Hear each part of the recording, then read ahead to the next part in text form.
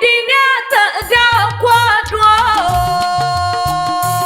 àtàndá gbájú ogójì ọdún nílé ayé kí màmá ìṣèké rẹ́mi ọdún rárá o àtàndá ọjà gbéra nílẹ̀ ọ̀dìdí aya rẹ̀ rúkì àtù ló rán mi wá bí aya rẹ̀ àtàwọn ọmọ rẹ̀ náà ní máa kí ọ kí máa ṣàpọ́nlé rẹ̀ dáadáa àtàndá ṣọdún ayọ̀ ogójì ọdún ló pé àtàndá kú ọdún o mú ìdí ní ṣọdún ayọ̀ ogójì ọdún ló pé ọṣọdún èyí wá ṣe mí sí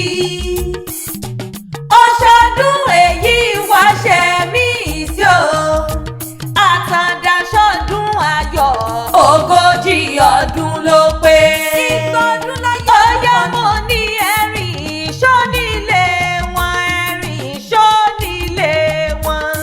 Kishi ṣáni ilé ẹ̀rìn ṣónílé wọn. Àtàndá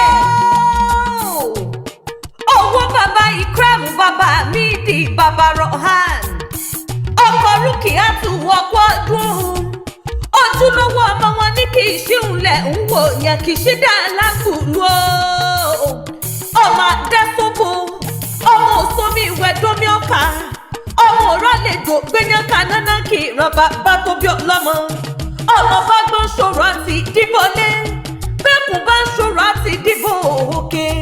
Bọ́mọ lágùn ló ṣòro àfi dítàrí ẹ̀fọ̀n nílé bàbá tó bí ọlọ́mọ. Àtàndá o, ọmọ àjànà ní Kishi ńlẹ̀ ń wò yẹn Kishi ìlú akíkanjú. Ọmọ afẹ́gbẹ́rin bí ọ̀tẹ̀. Èèyàn tí ò bá lè jà kó má bá wọn délùú Kishi torí iṣẹ́ òkun níṣẹ́ bàbá yín. Ìgbà Kishi ò gbọ́dọ̀ jẹ́wọ́ apá. Èyí ó bá jẹ́wọ́ apá bàbá rẹ̀ lọ́ máa jẹ. Ìbàrú nìyàn ọmọ òjòlù jápẹ́. Láyànkú nìyàn ọ̀dẹ létí egbére. Ìyá Bàrúkú.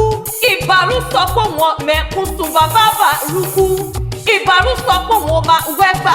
Kókó bẹ́ẹ̀ gìrì ló sọnù níbàrú lé lásùnkú títí ta ò dákẹ́ kún o. Ọmọ Kishi dá lágùlù ọ̀pọ̀ ọdún.